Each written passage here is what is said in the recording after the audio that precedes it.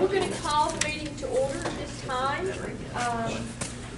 And Mr. Wilson, will you do the invitation? Father, we're so thankful for this day. We're thankful, Lord, for your many blessings. And Father, as we go into this meeting, we just ask, Lord, that you would be with us as a board, lead us and guide us, Father, and help us to always make the right decisions for our students. Father, we just thank you for the ones that are here. We just thank you, Lord, for their support and their concern. For it's in your Son's name we pray. Amen.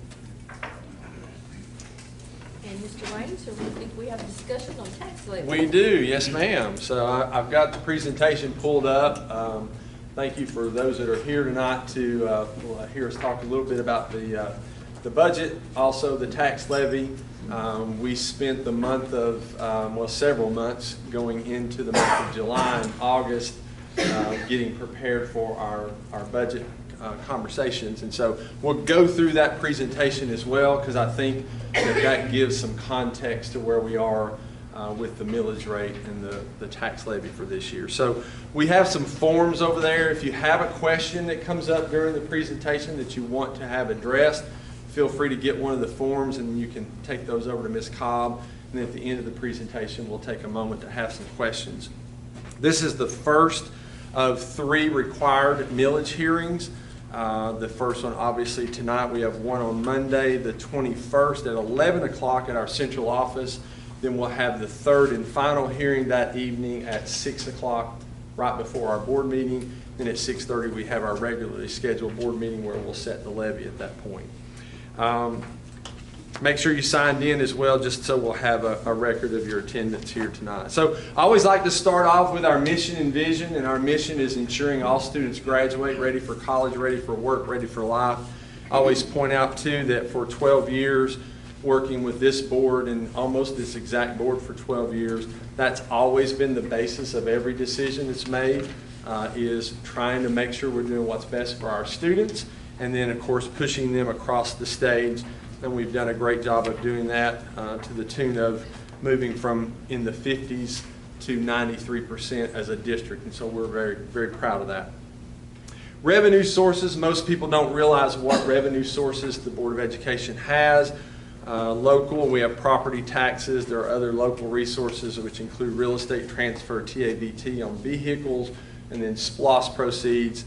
State funding is QBE, or Quality Basic Education, and I'll talk a little more about that in just a second. Categorical grants, and then equalization. And I think equalization is the one you really need to pay close attention to, as we'll see how the millage rate has an impact on that. And then we have a variety of federal funds that come in, and those are all in numbers there. They're all designated for specific things. Title I, to equalize the playing field for students who are low wealth, and then IDEA or Title VI, B, which is our special education. So a variety of federal fundings that make up some of that, those funds as well. One thing that gets a little confusing is eSPLOS, or the Education Special Purpose Local Option Sales Tax. That's been in existence since 1997. It's approved by the voters every 5 years. It's been approved overwhelmingly in most of the districts across the state of Georgia. It's a 1 penny on every dollar that's spent across Walker County that comes back to education. There's a large percentage of that comes from folks who don't even live in Walker County. They travel through, and as they're traveling through and they're spending money, that penny comes back to education. The issue with the eSPLOS is that money is very, very specific.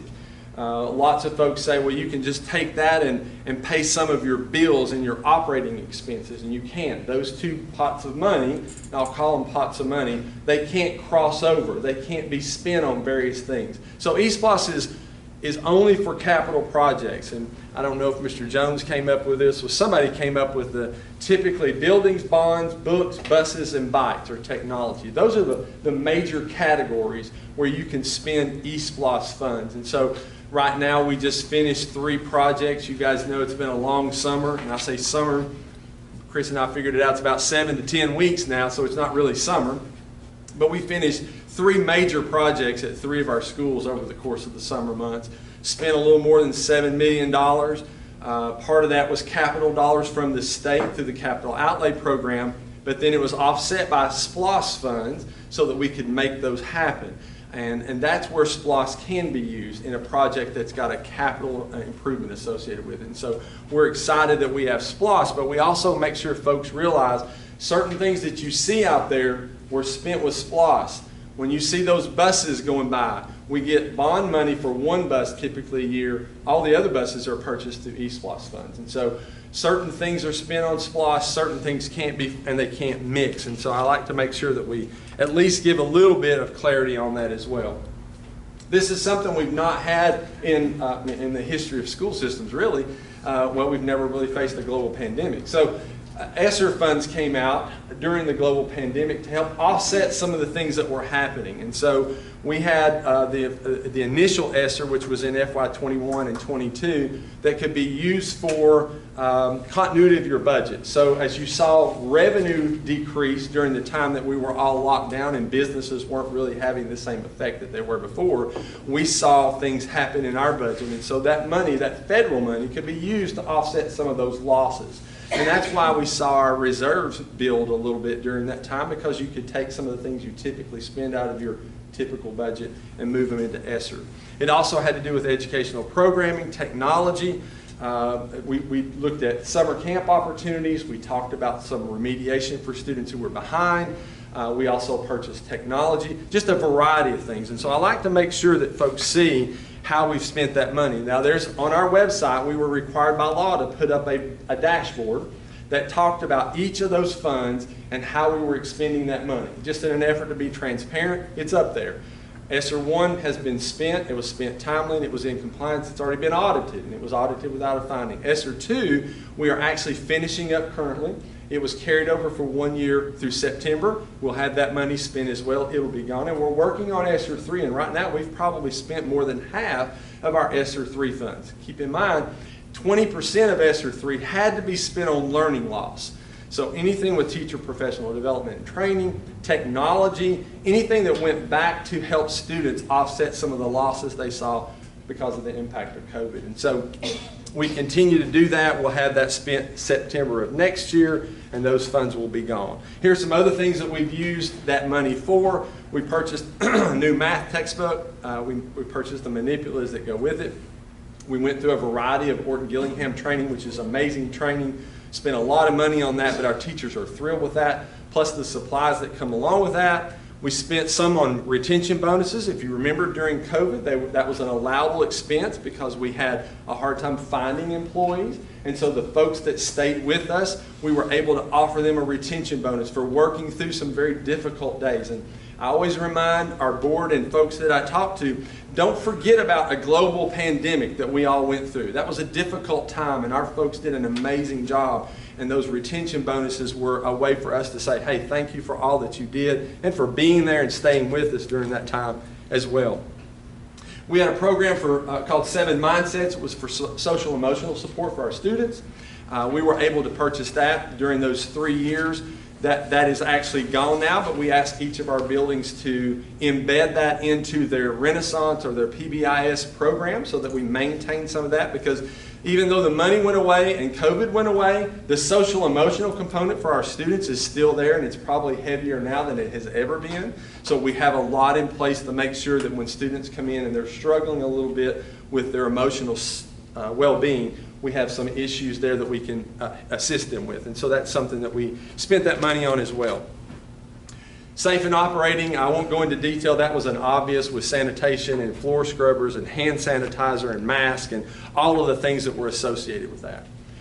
So QBE funding, I mentioned that earlier, quality basic education. If you think about that term, the state's only going to fund what's allowed for a basic education. That formula was developed in 1985. It's never been addressed for cost of living, inflation, nothing. But it's worked. It's worked for all these years. And so historically, QBE is supposed to provide state funding of about 60%. And then local funding is supposed to provide the remaining 40%. That's the way this has been since 1985. And so it's based on the number of kids that we have, so our total enrollment, and then it's based on how you're servicing those students. And so there's a formula for a typical child at at a grade level. And then there's a formula for a child in that grade level that maybe has some other special opportunities. And so that funding formula drives the amount of money that you get each year in your QBE funding. What QBE doesn't provide, and then here's a list. I'm not going to go through the list, but you can see there's a variety of things that we in education typically like to refer to as unfunded mandates. Okay? I'm going to give you a couple of examples so you'll know what our budget has to look for every year, but those are positions right there and things that happen right there that we don't get funding for at all, okay, through QBE. And so you have to figure out how you're going to offset some of those costs. And I'm just going to use one, because you see here it says the state funds about 20% of transportation costs. So our transportation department is made up of over 100 employees. We have probably 115 to 20 buses in our fleet. We have to maintain those buses. We're inspected every 30 days by the state, or there's a process that we go through. Fuel costs, you guys know what you're paying at the pump right now, and I think it's gone up about 80 cents in the past couple of weeks, so those costs continue to rise. 20%, so the other 80% we pick up in the local budget, okay? So I'll just give you an idea of what that looks like. Our transportation budget is approximately $7 million to run our transportation department. We travel 1.6 million miles a year on our buses. We go to Alabama, to Tennessee, we go to Gordon County, Whitfield County, we touch Catoosa County. We go a long way to pick up our kids, okay? About 70% of our kids rely on the school bus every day to get to school, okay? So 1.6 million miles and a budget of $7 million. Our QBE for transportation, we get $987,000. I'll let you do the math, okay? That leaves about $6 million that has to be picked up to run just our transportation department. Okay, so we could eliminate the transportation department and then not provide transportation. That would be a huge loss and a huge inconvenience for our families. And so that's one of those things where the state gives you 20% and they provide one bond bus typically a year. Then you fund the rest of that either through eSPLOST on the bus side, and then locally you fund the people in that department. So that's 80%. So just kind of give you an idea. And then we just added at the bottom, inflation is affecting us as well. During those renovations, we have pieces of equipment that still aren't in. That's been over a year. We've been talking about this for over a year. So, and those costs continue to go up. And so a lot of things are driving that, but I wanted to really point out, and the other one I'll really throw in, and it's not as big, but it's very important. If you remember the lawsuit with the tobacco company, which was years ago, and they started providing an amount of money, there was a settlement, it was in the billions of dollars. That money came to education in every state across the United States. They had a portion of that. That paid for your nurses, and it's dwindled away over the years. So I'll give you an idea of what we get for nurses. We don't have a nurse in every school. I'd love to have a nurse in every school, and we need that, but we have multiple nurses, and they serve multiple schools. So QBE gives us $184,000 for all of our nurses. Right now, just the nurses we have, their salary and benefits, $358,000. And if you know anything about nurses, my son's a nurse. He won't work for the school system because he knows what he's going to get paid, and he knows what he can get paid out in the real world. Okay? So $358,000 is for a group of nurses that want to be in the school system because of, one, their skill, and two, they probably like the schedule of the school schedule. It works for them as well. But unfunded, that leaves $174,000 that we have to come up with. That sounds like a much smaller amount when you're talking about $6 million in transportation. But that's something else that's unfunded that we have to come up with. What we could do is eliminate our nurses. Okay? So we wouldn't have to come up with $175,000, but then we would have to figure out how are we going to service our kids who have medical issues that we're dealing with. Some of them are required by law. Federal funds pick that up just because of their disability, but not everybody. And so those are just a couple of examples of things that aren't covered under QBE when it says you're getting a quality basic education. For our budget, here's some things that went up in our budget for this school year.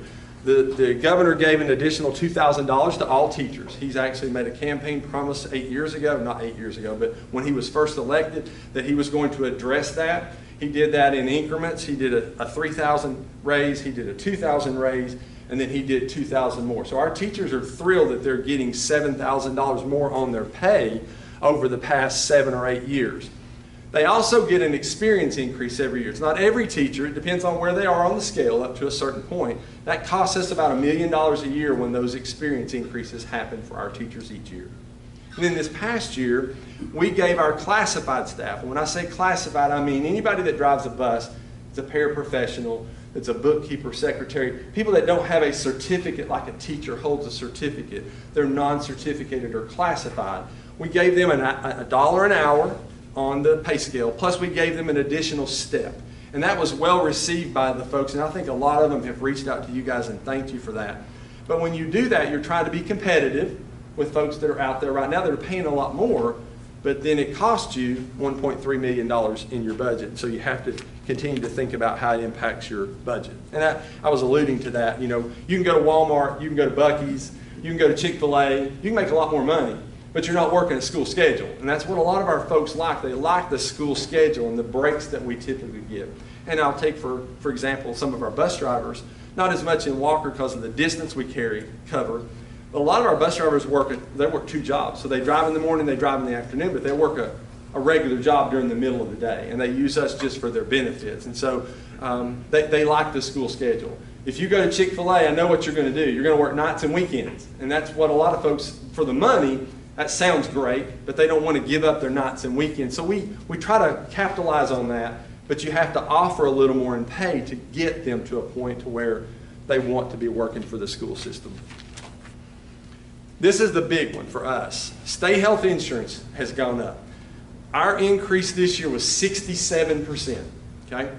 So we went from paying $11,340 per employee for the year if they took our benefits. That's what it costs the school system for every employee. Think about the number of employees we have. We have about 1,400 employees. They don't all take insurance, but if they do, the system pays $11,340. This year it went up 67%, so now we pay $18,960 per employee if they take our benefits. Okay? That's a $7 million increase in expenditures for us this year. And that money's got to come from somewhere. We've got to figure out how to balance a budget to be able to offer insurance to folks and to keep them in the system. What's going to happen next year, which actually is happening in January, are non-certificated folks. That was just for our certificated folks. Now our non-certificated folks, they're at $11,340.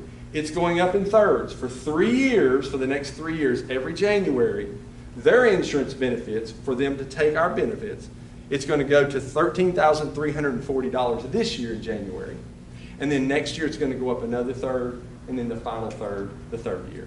So all of those things are being passed down to the school system, and you have to be able to offer benefits to your folks so that they want to come and work for you. So I'm just trying to paint a picture of all that the board has to consider and think about as they're balancing and developing a budget for the year for their employees. Mr. Raines. Yes, ma'am. Before we go on from the insurance stuff, can we or can we not use ESSER funds? I know it's temporary. Can we or can we not use ESSER funds to help offset the insurance increase? So you cannot, but I think the way that we've handled our ESSER funds by offsetting things like GoGuardian and some of the technology, that's given us the ability to have that money sitting in our reserve balance so that as that's coming down, you can see that reserve going down, but it handles some of that. Yeah. And I think you were about to say something about ESSER that you potentially could use. Normally when you receive a grant, the positions that you pay for out of the grant, or whatever funding source it is, normally that funding source will pay for the salary and then the benefits for those particular employees. Okay. So you normally don't just take, oh, I'm just going to take this benefit and charge it over here. Normally the benefits follow along with whatever funding source is funding that particular position. So, I mean, we do have positions in ESSER, and it will fund those people's benefits too. So. But only as long as that money is there. Yes, ma'am. And then we're going to have to find a way to pick that back up. Comes back into the regular budget. Yes, ma'am. So this is a slide that just gives you a visual of the revenue that we receive. So you can see that 64% comes from state QBE and equalization. About 2% comes from other state revenue.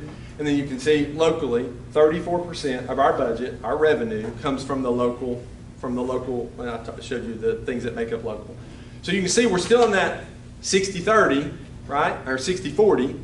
We're still under that percentage that QBE was set up to do, still by about 6% locally. And so I think that's important to point out.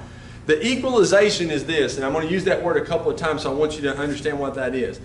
Equalization is just like it sounds. It's meant to equalize things for kids that are coming from poverty families. Okay? Title I, it's not to add anything to every kid. It's to balance it out for the kid that's having some things against them outside of their control as a similar student. Okay? So equalization is an amount of money that the state board takes off the top of our budget.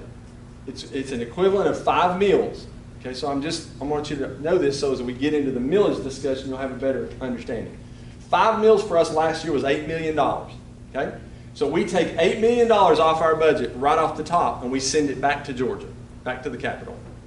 Then they take that and put it into a big pot. I'm using the terms pot here. I hope that doesn't offend anybody, but that's the way I think about them, to spread them around. They put it in a big pot, and then they have a formula where they look at the wealth of every county across the state of Georgia. And the lowest wealth counties get a portion of that money to equalize for their students. Okay? So we send them $8 million. We get back from them $9.5 million. So we net $1,500,000 in equalization to help our students. As your millage rate decreases, many times the amount of the mill goes up, but your equalization disappears. I'll give you an example. Catoosa County, I live in Catoosa, they've rolled back 5 years in a row. Okay? Their equalization has gone from almost $9 million to less than $4 million. So they've already lost $4 million of money that they're having to figure out what to do with. Where's that money coming from? Because it goes to help the lowest wealth students that you're serving in your district. That's what equalization. I want to make sure I pointed that out so you guys would. What way, Diamond? Where does that money go for that student?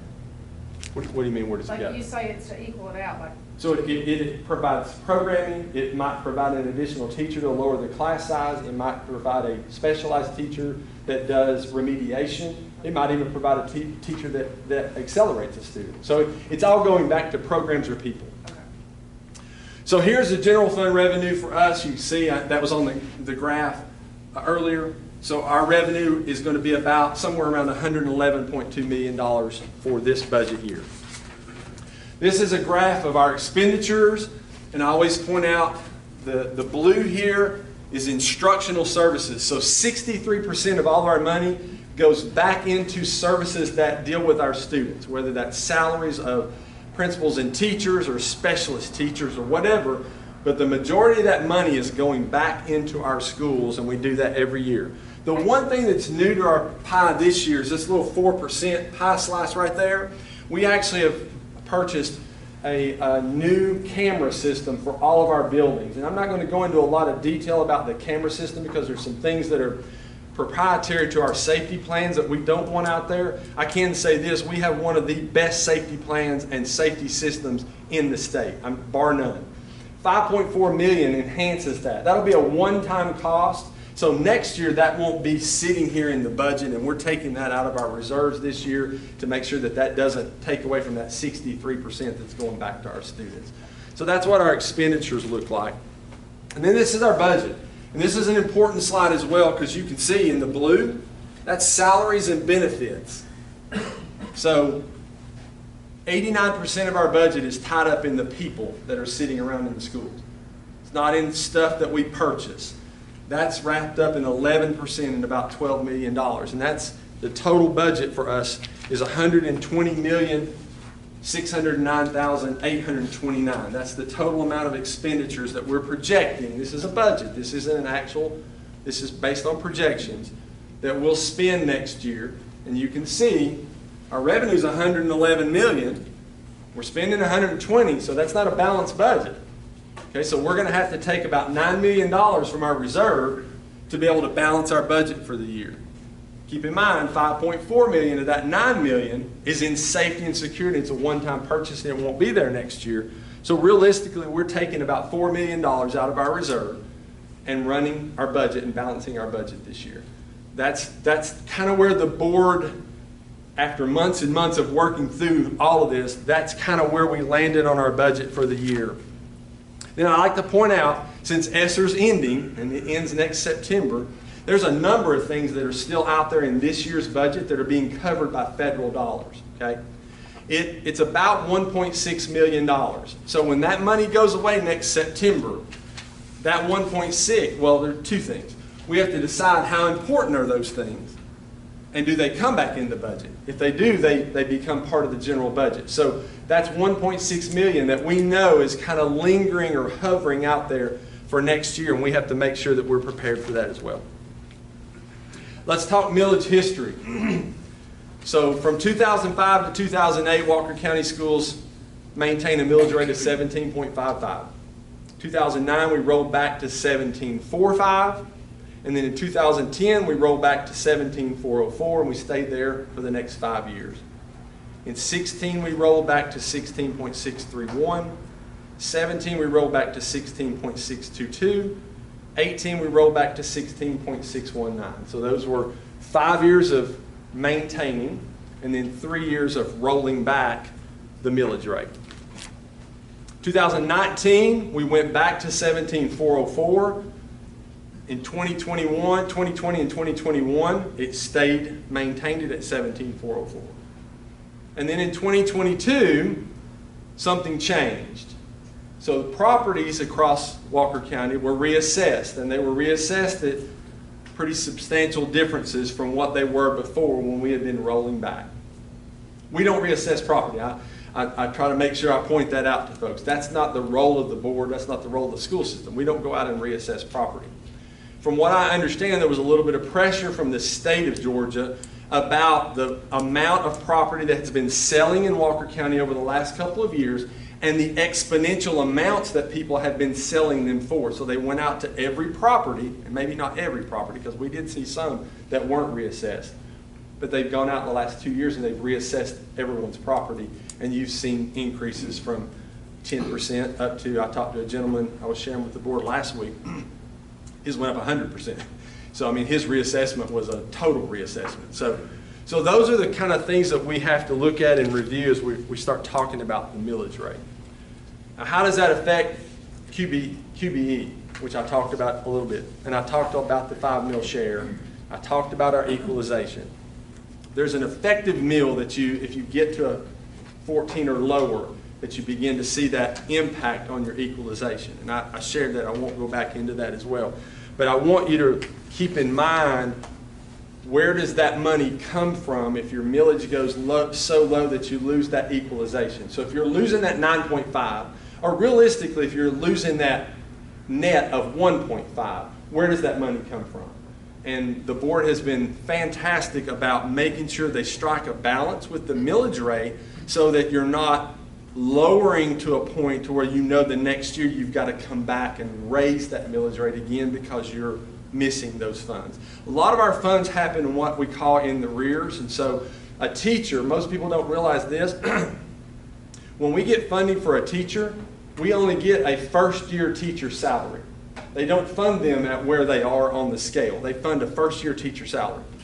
But then they give you credit the next year on the number of years of experience. It doesn't offset the cost, but you do get a little bit back, and they call that getting it in the rears. And so we try to, you're looking a year ahead, you're looking a year behind, you're trying to make the best decision that you can to keep yourself financially solvent, but also to keep your employees with you, and to continue doing the things that we're doing to make our system successful. So those are all things we have to consider.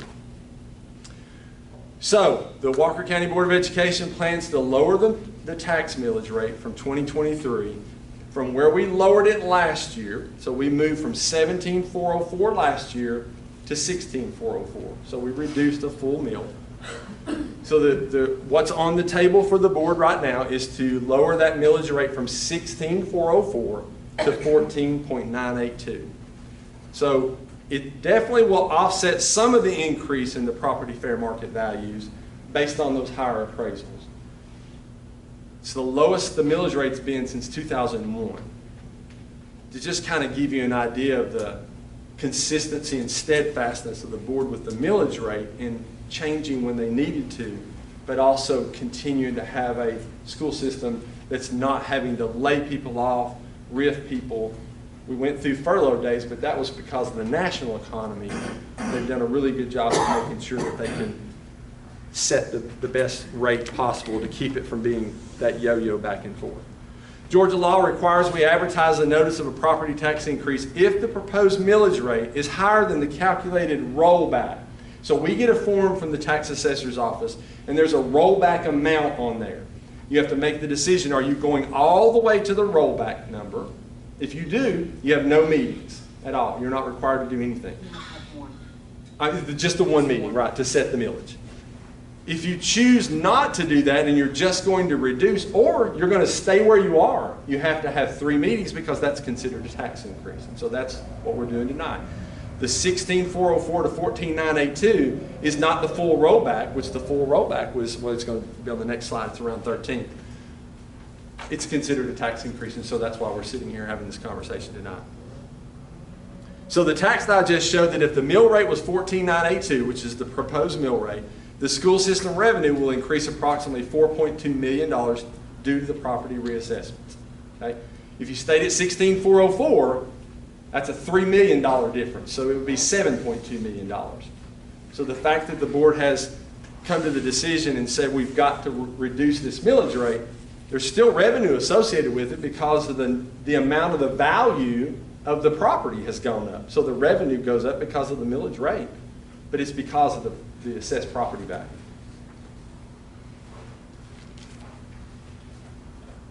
Did that go forward? It did. Sorry. I went backwards. My bad.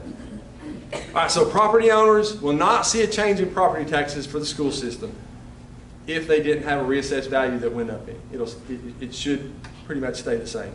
Since we're not taking the rollback rate of 13.013, we are required by law to calculate examples to kind of give you, as a taxpayer, an idea of what that's going to cost you. And so that's what the next couple of slides will be. So we're required by law, and this is given to us by the state, by the tax assessor's office. We have to take a home with a fair market value of $225,000. In this example, this is a home that qualifies for the homestead exemption. Okay? Many of you have the homestead exemption, and there's another component to that we'll talk to you about as well. So when they assess that value of that $225,000, they assess it at 40%. And so the assessed value on that home is $90,000. If you subtract the $2,000 homestead exemption, now you're at $88,000. Divided by 1,000 gives you 80 times the proposed millage rate, which is 14.982. In that scenario, the property tax that's coming back to the school system for that example is $1,318.42. If you factored in and you calculated what that tax rate would be if we went all the way to the rollback, okay? Now, if you go all the way to the rollback, remember what happens to equalization, and that money is going to disappear. You've got to figure that out. But that same assessed value of $90,000 minus the homestead exemption multiplied by 13.013, then the property tax would be $1,145.14. You can see that the difference is $173.28 or $14.44 a month. So based on the rollback amount or the reduced amount that the board is proposing and the rollback amount, the difference is about $173. The other thing I want to point out is you got to think about it this way too. The board had the option to stay at 16,404 and not move it at all. And then the revenue would have been that $7.2 million. And so your tax rate at that point for property taxes, based on that same example, if it stayed at 16,404, would be $1,443.55. So even more than what we're recommending as the reduced amount. Then you're talking about the difference between that and 14,982 is another $125. So we cut that $125.13 off a month just by not staying at the current millage rate and choosing to roll or reduce to the 14,982. Okay? So that's just a fair market if you had that exemption. The other thing, you may have seen this in the paper, state giving tax relief via homestead exemptions. That's been out there for a long time. I didn't even realize this, to be honest with you. When we saw it in the newspaper, Rachel brought it to me, I thought, well, I'm glad they say that. So if you already have the homestead exemption and you can't go get it now, you've got to have it in place. If you have a homestead exemption, they're reducing your, I don't want to get this wrong, who already have a homestead exemption on their primary home will receive up to $18,000 reduction on the taxable value of their home. So they're giving that to you if you already have the homestead exemption in there. Okay? So that's coming off an additional $18,000. Now, if the taxable value is less than $18,000, you're obviously not getting a credit. You're just going to get what's left of that amount of money. Okay? So I went ahead and ran the numbers on that particular amount for folks that have that same example. So if you have the homestead and you get the additional $18,000, so this number here, the $1,318, for those folks, it goes to $1,048.74. And so you can see there was an additional almost $300 dropped off getting the additional tax relief. And then if we rolled back all the way to the 13.013, it would be $910. So there's a difference of about $137 there by the millage rate that we're proposing. So if you have the homestead tax already, or the homestead grant, you get that tax relief on top of it as well for an additional $18,000. And then the last one is another property example that we have to do. So they give us this information and then we have to calculate it. This is a non-homestead property with a fair market value of $150,000. So again, same formula. Assessed at 40%, that's $60,000 divided by 1,000 times the proposed millage rate of $14,982. The property tax on that example is $898.92. If we went to the rollback amount of the 13.013, the property tax would have been $780.78, or a difference of $118 or $985 per month based on that example. So that gives you a $225, and then it gives you a $150,000 example, and those are both the examples we have to advertise and we have to do those calculations for, just to give folks an idea of where their value is and then what that taxable amount is going to be. I think, Rachel, did I miss anything at all? Did I leave anything open? I'll start with the board. Do you guys have any questions about the presentation or anything that you'd like to add to that? Okay. Anyone in the audience have a question? So I appreciate the fact that, one, I appreciate the fact that you're here. That tells me a lot about our citizens, and I want you to know it's an exhaustive, laborious process to go through, one, just the budget, but also trying to think of it from the perspective of knowing what our formula is going to bring in revenue, and then what does that look like locally, and making sure that that's not exorbitant, it's not something that feels like a pressure or a burden to our tax base. That's a difficult balance, and I want the board to know how much I appreciate the fact that that's what you guys look at, consider that. You're all property owners, and you know that feel as well.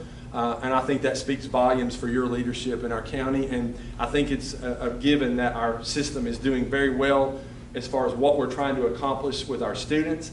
And this is a part of that equation, is to be able to figure that out. So, Ms. Hunter, I'll turn it back over to you if there's no other questions.